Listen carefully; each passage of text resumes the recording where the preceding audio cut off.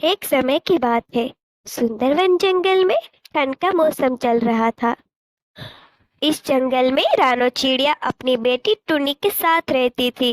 रानो चिड़िया के पति की मौत पहले ही हो चुकी थी, इसीलिए वे अपनी बेटी के साथ एक टूटे फूटे घर में रह रहे थे। वे लोग बहुत ही गरीब थे। मम्मा मम्मा, ठंड तो बढ़ती ही जा रही है। मुझे बहुत ही ठंड लग रही है।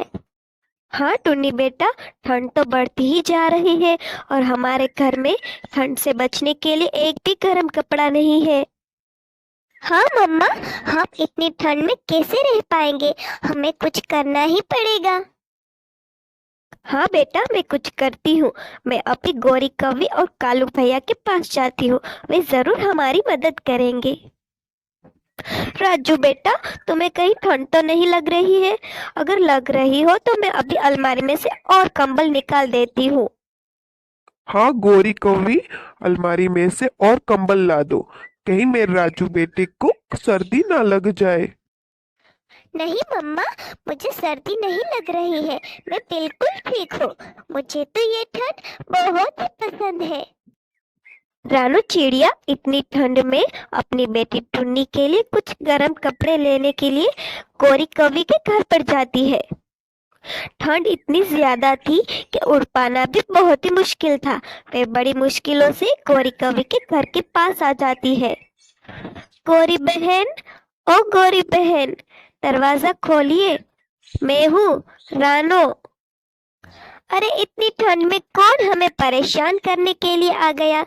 क्या है रानो, इतनी ठंड में क्यों हमें बाहर बुलाया है? गौरी बहन, बहुत ही ठंड है और मेरी बेटी को बहुत ही ठंड लग रही है।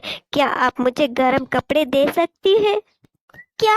हम तुम्हें कपड़े दे देंगे तो हम क्या करेंगे? चल भाग यहाँ से और अब मत आना हमारे घर पर।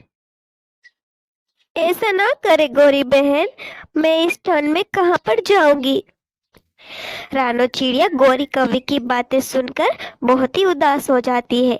वे उड़ते उड़ते नैनी कबूतरी के घर के पास आ जाती है। वे उनसे मदद मांगने के लिए आ जाती है। नैनी कबूतरी, ओ नैनी कबूतरी, मैं हूँ रानो, प्लीज दरवाजा खोलिए। अरे रानो, तुम इतनी ठंड में हमारे घर पर, तुम्हें क्या काम है हमसे? क्या आप मुझे एक कंबल दे सकती है? वो मेरी बेटी है ना, उसको बहुत ठंड लग रही है। अरे रानो, तुम्हें पता तो है हमारे हालात। ऐसे में मैं तुम्हें कैसे कंबल दे दूं?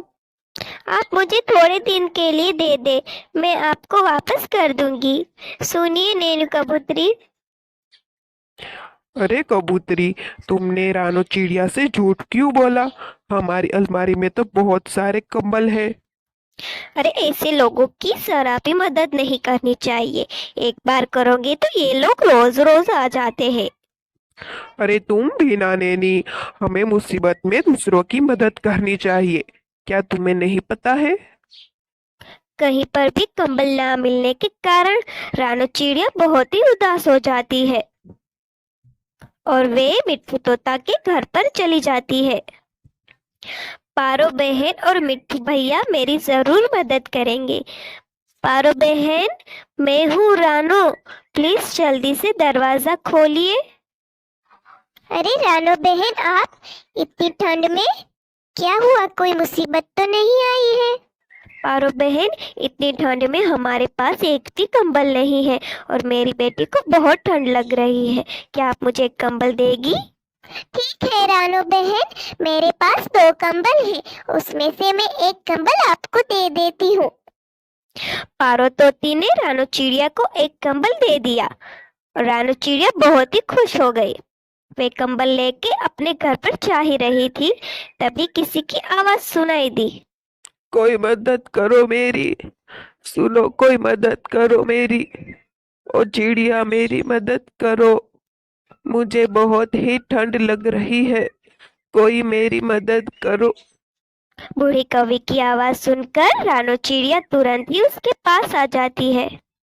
क्या हुआ है आपको कौवी अम्मा? इतनी ठंड है और इतनी ठंड में आप बाहर क्या कर रही है? चिड़िया बेटा, मुझे बहुत ही ठंड लग रही है। क्या तुम ये कंबल मुझे दे सकती हो? हाँ कौवी अम्मा, आप ये कंबल ले लीजिए, मैं अपने लिए दूसरा कंबल ले लूंगी। तुम चिंता मत करो बेटी, ये सामान अब तुम्हारा है। तुम ये घर पर ले जा सकती हो। नहीं कौवी अम्मा, मुझे इसकी जरूरत नहीं है। ये सब आप रख लीजिए, मुझे नहीं चाहिए। नहीं चिड़िया बेटी, ये मेरा तुम्हें तोहफा है। ये घर पे जाकर खोलना, ठीक है? रानो चिड़िया वे बूढ़ी कौवी का सामान लेकर अपने घर पर चली जाती है।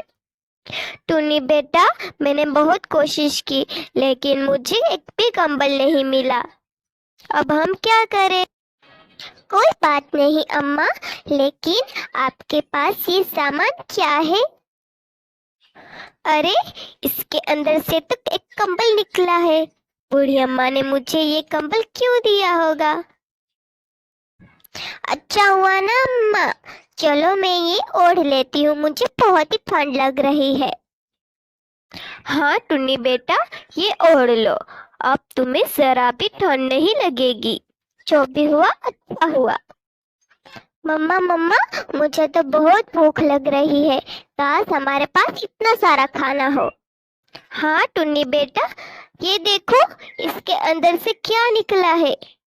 ये तो कोई जादुई कंबल है। मम्मा मम्मा, मैंने जो भी बोला वो सच हो गया। क्या ये सच में जादुई कंबल है?